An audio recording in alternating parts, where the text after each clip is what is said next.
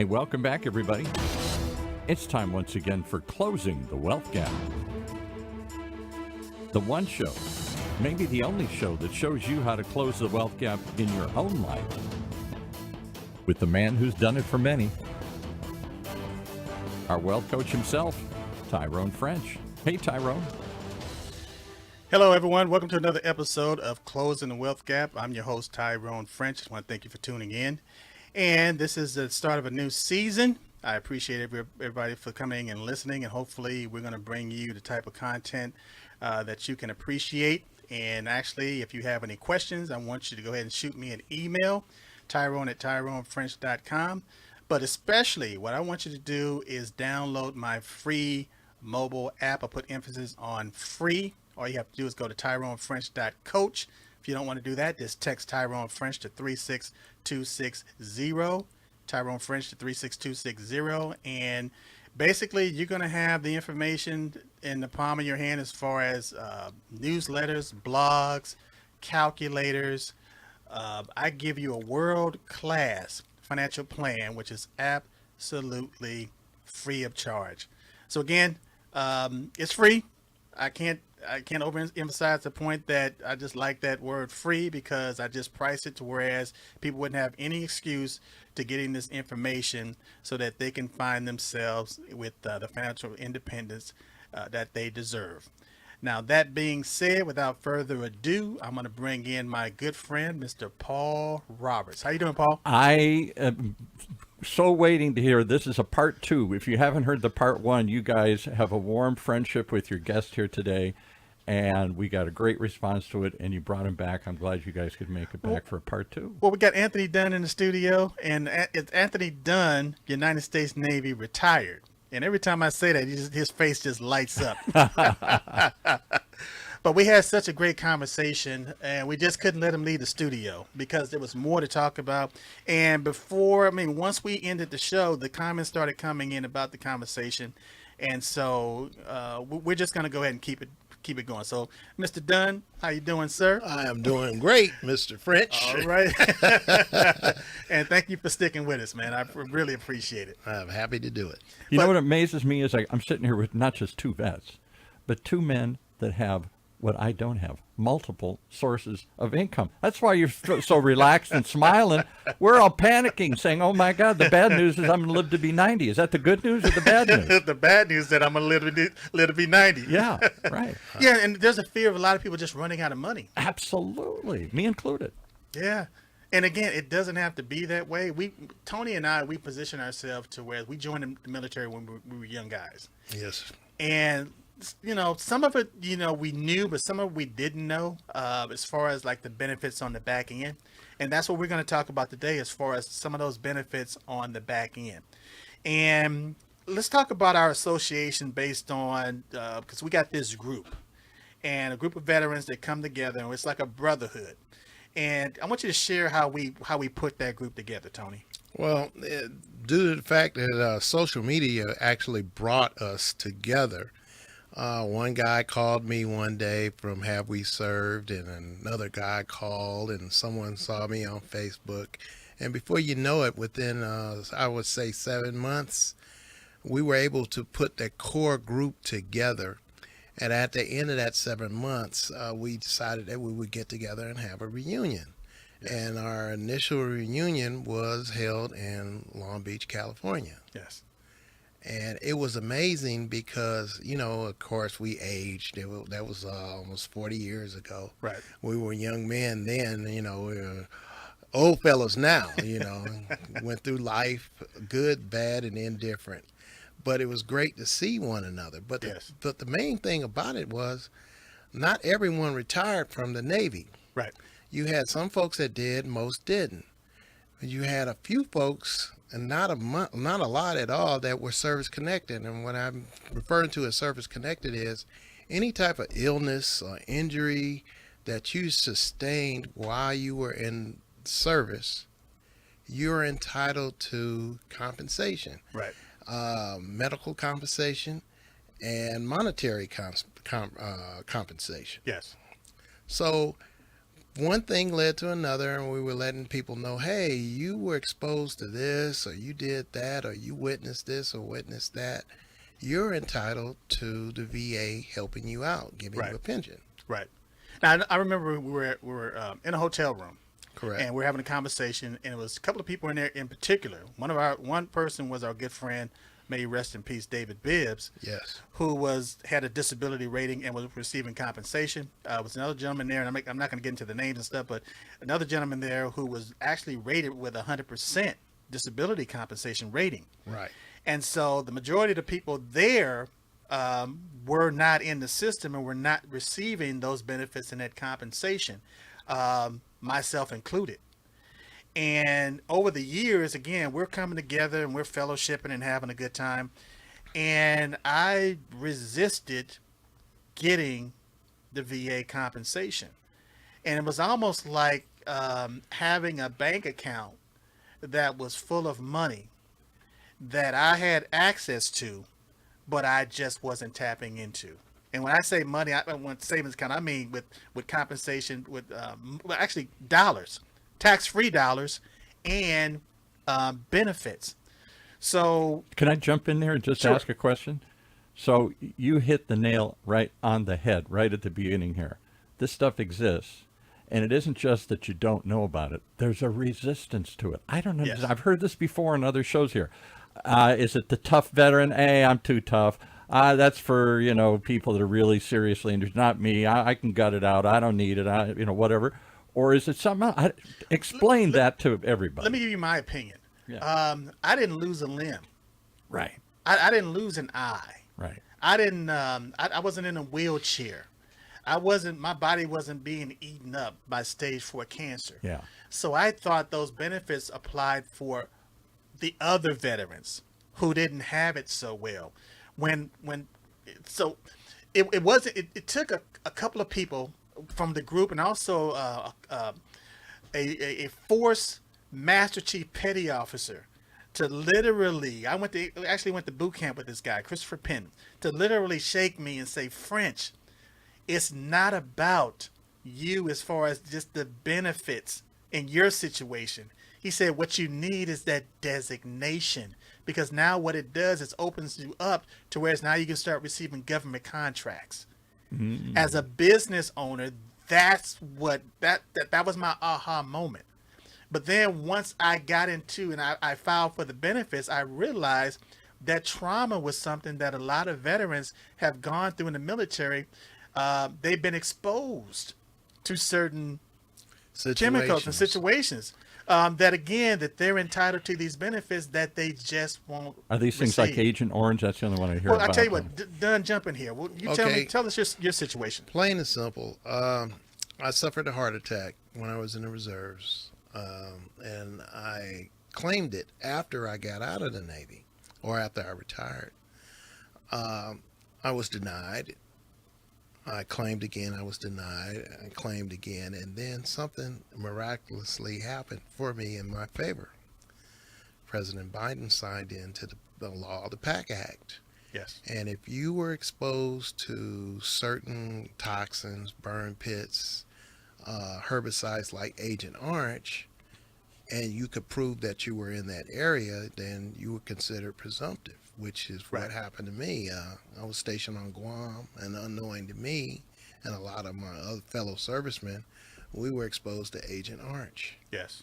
In And- Guam. See, that I was. Guam. I In thought you Guam. had to be in jungle or in country or something. No, As they say. no. There were different places throughout the world that Agent Orange was used and stored. But anyway, Stored. See, that's the operative That's word. the key, It was yeah. stored. Yes. Yes. And it leaked and or whatever, like anything that's stored. Talk about these burn pit issues here, because that's one I hear about and I don't understand. I know it was a personal issue for President Biden because he lost his son who was serving, who was his Yeah, two Bo sons. Biden. Bo Yeah, well, Biden. he had two sons, kind of like Cain and Abel. One was the good son, one was the troubled son. And the good son, who was rose to become an attorney general in Delaware and thought, wow, his path is open, developed, was it brain cancer? I think it was brain cancer. he Yes, got. brain cancer. And I don't know if they were definitively proved it, but he was exposed to all these burn pits where they're burning all this stuff outside of the military camps or in the military camp. Talk about On the that. camps. Well, basically, what a burn pit is a designated area where throughout the battlefield you have waste products. Right. You know, ammunition that's spent, cases and such, paints, whatever. And it's thrown into this area and it is burned. You can't throw it away.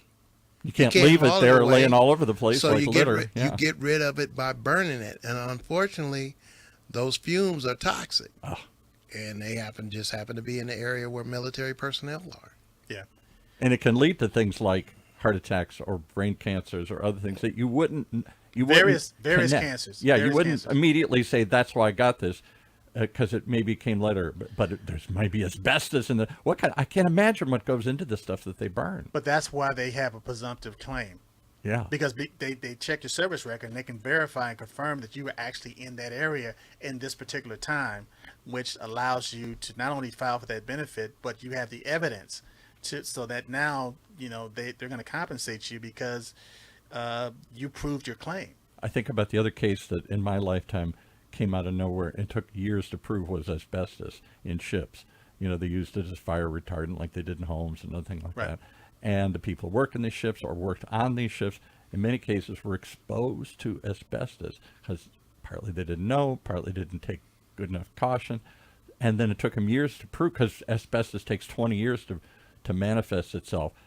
One little exposure can lead to a lifetime of cancers and problems, but it doesn't happen the next day or the next Right. year.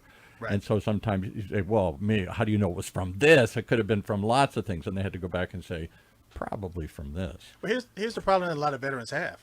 When they were on active duty, they didn't go to sick call, or they didn't go to medical, or they weren't treated for certain things. Exactly. And so once you get out of the military, it's like now, well, we don't have a You have weren't a record. sick, yeah. We don't have a record of it. And is that just because you're supposed to suck it up and be tough and all these things here? Pretty much. Yeah, that's the mindset. Put some duct tape on it. You broke your arm. Yeah, all right. Put some duct tape. Let's go. To work. Yeah, let's go. And it's hoorah, and it's like the person with the most duct tape is the most hoorah. Yeah. And that's He's the our person, hero. Then that's the person that gets the promotions, and that's the person that's pretty much the shot caller. But then when they get out of the military, they got a lot of issues, a lot of problems. But no proof that they suffered No any of proof. these things. So that's why some of those claims the military stepped in and said, well, some of these things are presumptive, meaning we're going to presume or assume that this happened to you. Yes. And it may be things you're exposed to, like we were talking about. What about other things? Like you guys worked on jets. I know you wear big headphones, but doesn't that affect your? Yes. That's got to be something to your body. You're hearing somebody hear you. These giant jets blowing off over your head, around you, and all this stuff here. Tony, jump in here, man, because I want you to tell a story about one. I don't want you to go into all the details, but there was a claim that was submitted by you just based on a horror story. I want you to share that story. Now, again, you don't have to be all graphic, but I want the audience to understand that when you go into the military and you take that oath to defend the United States Constitution against all enemies, foreign and domestics, that's a death oath.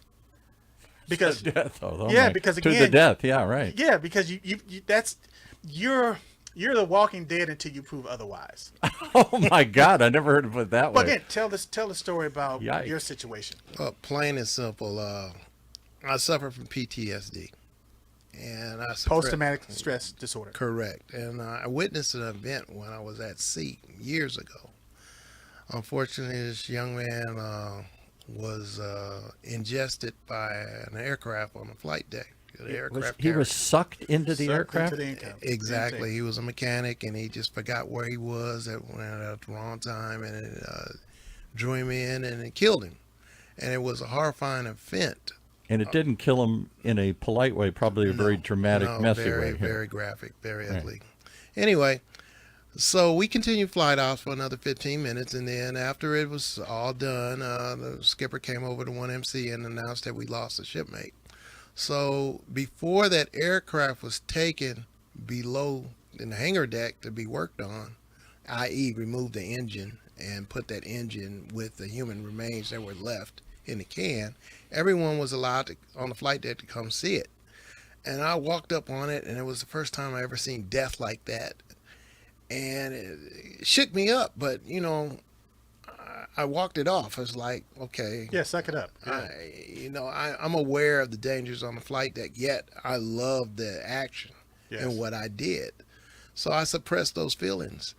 But they resurfaced, and they would resurface, but I'd push them back down and resurface, and I'm pushing back down until one day in an examination, my doctor had noticed something about me. He asked me some hard questions, and I answered them.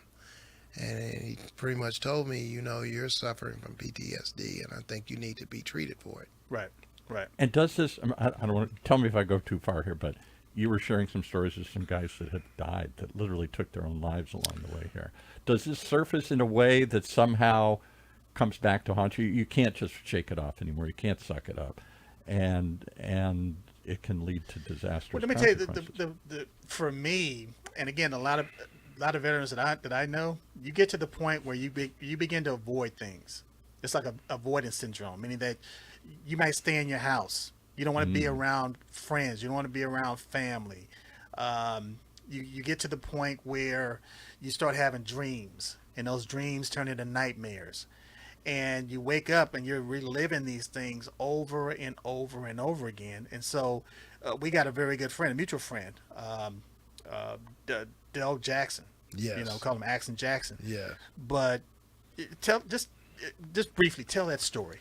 Action Jackson at work one day discovered one of our shipmates hanging from an overhead pipe. Oh, my God. The gentleman in question, he left his shop and told everybody, well, I'll see you later. And he just left. He was gone for a few hours, and like I said, during the course of the day, you're not really knowing, where is this guy at? So Mr. Jackson, he was on his way to the tool crib. That's a place where we get tools.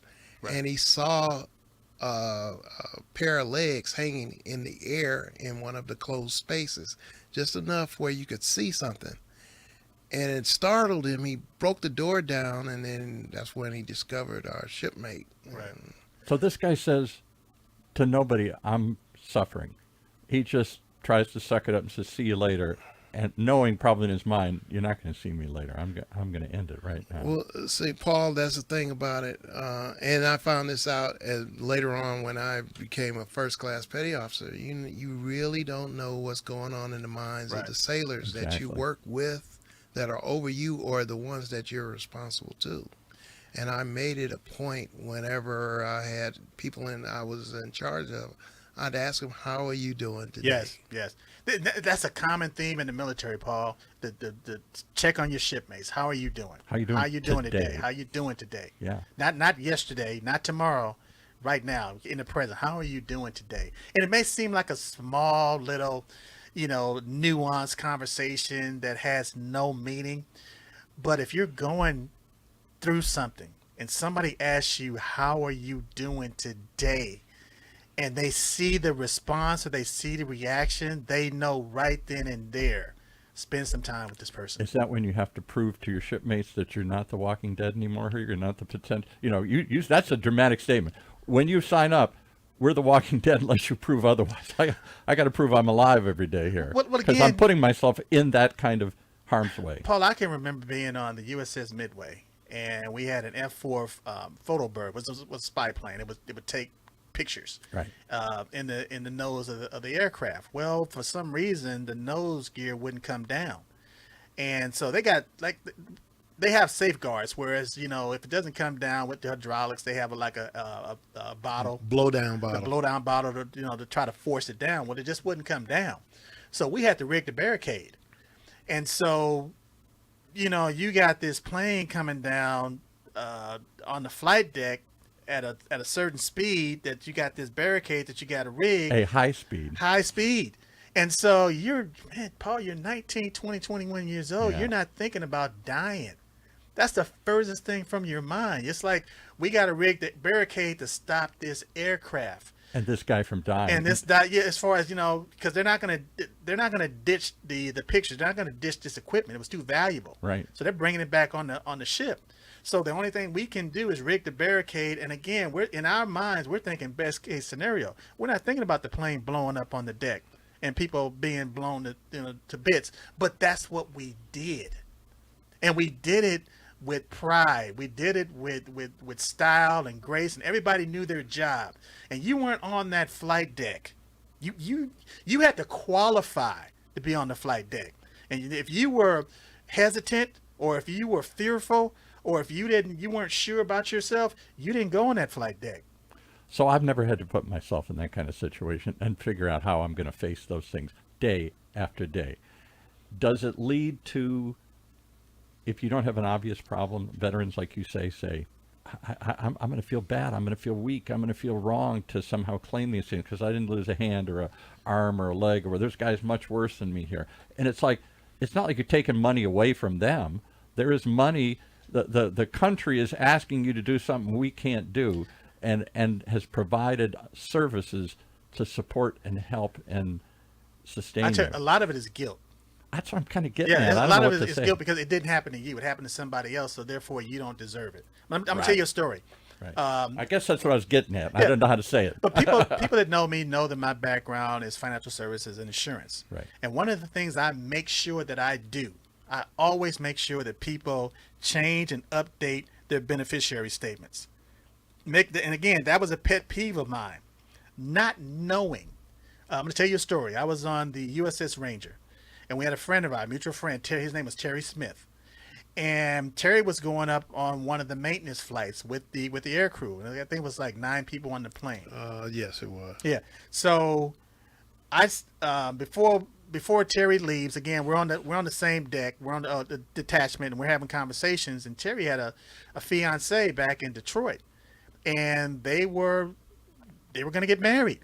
So before you go on the detachment, you basically you make sure that your affairs are in order. You get your will together and everything. But in this particular instance, Cherry decided to change his beneficiary from his mother to his fiance, knowing that when he got back to Detroit, they were going to get married. Lo and behold, I have 2 pictures of Terry, one the night before and right before he got on that plane. I said, "Hey, Terry," he turned around, I took a picture of him. And that was the last time we ever saw Terry. Wow. The plane crashed. It disintegrated. In the air. And the reason we know that because they had one survivor. His name was Bob Huff. And when Huff came back to the ship, the person that got on that plane and the person that came back was 2 totally different people. And to see somebody in a vegetated or a zombie state, he was walking around, but he wasn't there. And again, as a 20-year-old kid, you're observing all this stuff, but then all of a sudden you're pushing it out your mind. It's like you're not worried about it. You're not thinking about it. But lo and behold, I had no idea that I made that connection as a life insurance agent to make sure that people had their beneficiary statements updated. It wasn't until I was speaking to a psychologist that explained to me, well, maybe this is why you're doing it. And then I formed the connection. Yeah, maybe that's why this is so important. And that's why it was so important, because of the experience. And again, the dreams that I had of Terry in that incident, you relive it and relive it and relive it, and to see the same person over and over and over again, knowing that this person is never going to come back, and then you wake up and now you got to deal with the reality. But again, let me tell you the flip side of the story. The girl who was his fiance at the time, she was about 19, 20 years old. The mother didn't get the money. So the 19-year-old girl did exactly what a 19-year-old would do when they got hundreds of thousands of dollars. She went on a shopping spree. And so the mother called the command because it's like she didn't think it was fair that this young girl got this money and she's the mother. And they had to tell her there's nothing we can do about it because she's the beneficiary. And I didn't know about contract law at the time, but I do understand now that the life insurance policy is a contract. And based on that contract, when he signed that she was the beneficiary, there was nothing that they could do. They had to uphold the contract. So last couple of minutes, you had some powerful stuff here. There almost should be a part 3 sometime about this. It isn't just that the VA maybe doesn't tell people enough about this. That's part of it. And it isn't just enough that they're not aware of it, which is on everybody. But that there's a resistance to even going down this path because maybe it opens the door, maybe it provokes new feelings, maybe it's talk about that a little bit. Tony, Mr. Dunn here. jump in here, Tony. Yeah. Well, I can tell you this. Do I call him Mr. Dunn here, or Yes, Commander yeah, Dunn, you call him Mr. Dunn. AVDD Dunn, or do you all have these designations? I don't know what it is. Just don't call me late for dinner. Okay, all right. I can tell you this. It's not as easy as 1, 2, 3 Yeah. as far as obtaining your VA benefits. Now, you fill out the paperwork accordingly, and sometimes you can go through a VSO to help you out, and you submit it, and then you have to wait, and then they give their findings, and they send you to a CMP exam. And maybe they say no, or they have some qualifications. At times you are denied, but you feel that you earned these benefits, you continue, you fight until you win your case. Plain and simple. Because you guys did earn something. That's why we all say thank you for your service, and then we think, whoa, I checked that box here. But you did. It's more than a thank. The country has literally set aside money because you guys have put yourselves at risk in a way that most of us can't imagine. Well, not only that, but they do it because they understand the sacrifices that were made. Yeah. And it's not just to the veteran, but it's to the family as well. Absolutely. Exactly. To the families as well. So I'm going to put myself in this scenario, whereas when I first filed, it took me 2 years to receive my compensation and receive my benefits. It was a 2-year process. And I can remember talking to this man right here that's sitting across from me, telling me, I was like, man, Dunn, this is not worth it. And what would you say? What would you tell me? I told you, yes, it is. And I had not been awarded at that point in time. It took me 6 years. Wow. 6 years to finally be rated. So how many people just give up along the way? Many. Thousands, hundreds of thousands. You know, in my estimate, that would just give up and just quit. But the message that I would tell people today is if you're entitled to these benefits, don't quit. Just, get it. Make sure that you got a good relationship with your VSO, which is a veteran service organization or officer, and just make sure that you have evidence. Get the evidence. And don't feel bad because this is something you earned. I'd like to add to that.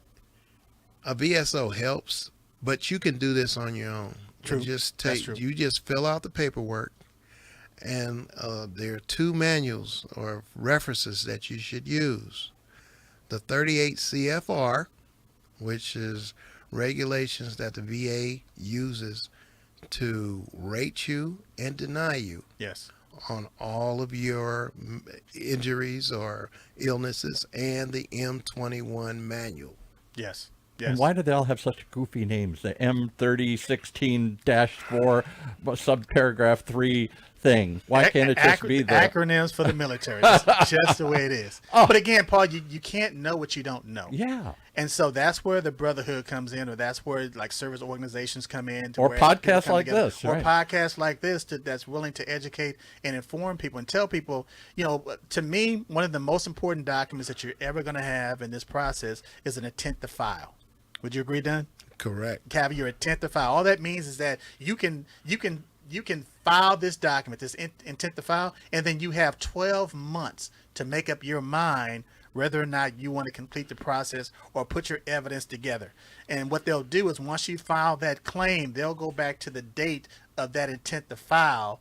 And if you're entitled to back pay, they're going to pay you based on the date of that intent to file. Is that correct? That's correct. Okay. Let me give you one other quick story. Maybe we'll wrap this up somewhere around this. We had another veteran on another show here, and it was a show that deals with pancreatic cancer, horrible disease, and a woman that hosts the show has been fortunate to survive for 20 years. So she brings in survivors and have these hard conversations about what can you expect, what's life like with this disease, what's death like with this disease. So she had a veteran come in, and he said, my biggest problem once I got this, and it wasn't just establishing how he got it or whatever, it was the fact that he said, I was taught to be self-sufficient. Right. I don't need anybody's help. I'm out in combat. I got to think on my own. I rely on my buddies and my friends and my unit, and everybody got my back. But I'm there to figure it out and go forward. I don't need. And he said it took me a long time to say I need help. Yeah. Because I was taught you don't need help. Right. Figure it out yourself. I tell you what, Paul. We're going to give Mr. Dunn the floor. Yes. I want you to take the last few minutes and just share what's on your heart. Share what's on your mind as far as your journey in helping veterans and what you would do differently based on what you know now. Well, what I would do differently is I would have made sure that anything that occurred to me in the military before I retired was documented Yes. first and foremost. Yes. All right. Now, with that being said, in the course of my day, I do come across other veterans. And we get to talking, and the first thing I'll say to them, are you service connected? Some or most would tell me yes. And I'd shake their hand, I'm happy for you. But some Most say said no. no. Right. And I would ask them, first and foremost, did anything happen to you while you were in the military? And they said yes. Okay. What you need to do is go to the VA and set yourself up for success. Yes. You need to file a claim. You have bad hearing. You have back pain. Your respiratory system isn't right. You need to go get compensated by the VA for that because you earned that. Right.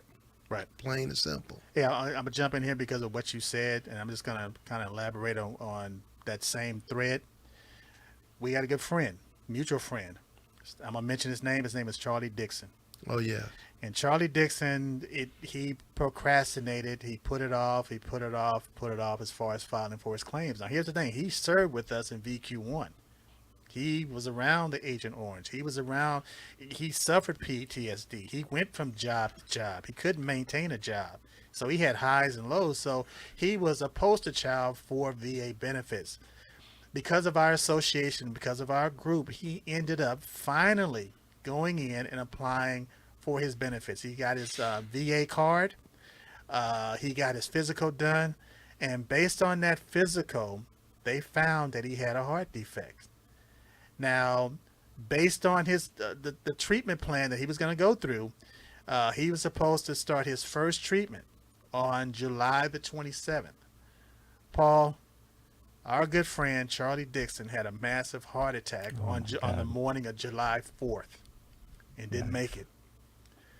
And he was going through the process. He had just plugged in. After and he resisting was it. After resisting it. He was so excited. He was so happy. And he was supposed to be to join us in San Diego for the reunion. That's right. But he passed away on the morning of July 4th. And he was a brother, and we miss him. We miss him. So don't resist. Don't resist. There's no reason. Just file. Put in your intent to file. File for your benefits. And if they need help, if they need a little push, they need a little guidance, where do you go? Come to the coach. Come to the Wealth Coach. You can reach me. Text me. Text Tyrone French 36260. Give me a call. 877-296-5196. You can call me 24 hours a day, 7 days a week. Shoot me an email, Tyrone@TyroneFrench.com. But download my app, which is the best way to contact me anywhere in the world. Matter of fact, I just got a client that's stationed on Diego Garcia. So text Tyrone French to 36260, and we will get you the benefits and the help that you need. And that being said, I am Tyrone French, and we're all about closing the wealth gap. That's our show for this week. Closing the Wealth Gap. The one show, the only show that shows you how to take control of your financial future. Right here in Orange County's only community radio station, OCTalkRadio.net.